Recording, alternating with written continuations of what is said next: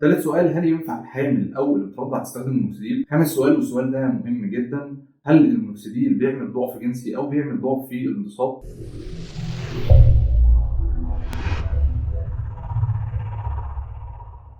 السلام عليكم، معكم دكتور صيدلي اسلام البيت. كنا اتكلمنا الحلقه اللي فاتت عن ايه هو المينوكسيديل وان هم كانوا بيستخدموه في علاج الضغط العالي، ولو انت ما اتفرجتش على الحلقه دي تقدر تتفرج عليها من الاي اللي هتظهر فوق، بعد كده تيجي تكمل الحلقه دي.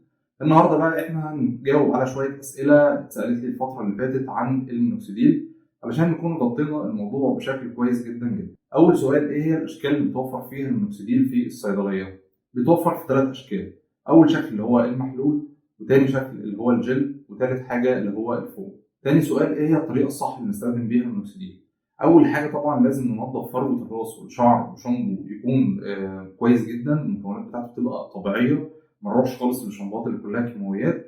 وهسيب لكم اكتر من نوع من شامبو مكتوب في اول تعليق او في صندوق الوصف، دول معظم المكونات بتاعتهم طبيعيه. وبعد كده لازم نسيب الشعر يجف او فروه الراس تجف من كل الرطوبه اللي موجوده فيها.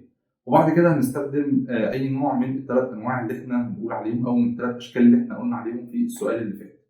اول حاجه المحلول دوت استخدامه بيبقى عن طريق ان احنا بنبخ 6 او 8 بخات على فروه الراس، ونبتدي ان احنا ندلك بيهم فروه الراس. بالنسبه بقى للجل، الجل يفضل استخدامه على الدقن بس، ما يفضلش فروه الراس.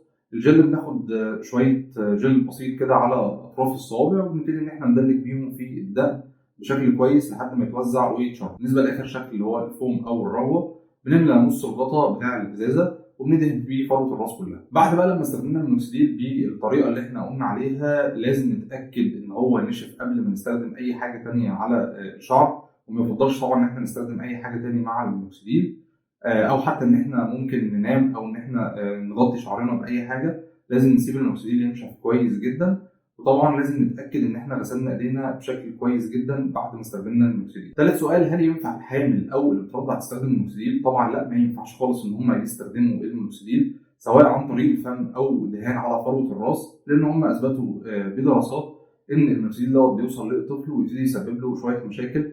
واحد المشاكل اللي هو بيسببها له ان هو بيعمل له فرط في نمو الشعر، اللي هي بتسمى يعني النيونيتال هايبرترايكوزس. رابع سؤال، اعمل ايه لو نسيت جرعه من جرعات المينوكسيديل؟ هنبتدي ان احنا ناخدها على طول اول ما نفتكر، لكن لو الميعاد بتاعها جه اثناء الجرعه الثانيه، او لو احنا افتكرناها واحنا بناخد الجرعه الثانيه، خلاص احنا هناخد كده الجرعه الثانيه بس، وما ينفعش خالص ان احنا نضاعف الجرعه بتاعه المينوكسيديل. خامس سؤال والسؤال ده مهم جدا، هل المينوكسيديل بيعمل ضعف جنسي او بيعمل ضعف في الانتصاب؟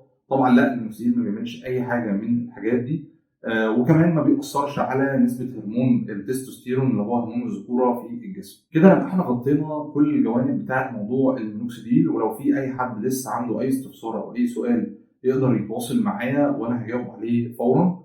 ولو الفيديو ده عجبكم اعملوا لايك للفيديو واشتركوا في القناة وفعلوا الجرس عشان يوصل لكم كل جديد، وعايزكم تبعتوا الفيديو ده لكل الناس اللي انتوا تعرفوهم علشان الناس دي تستفاد زي ما انتوا استفدتوا.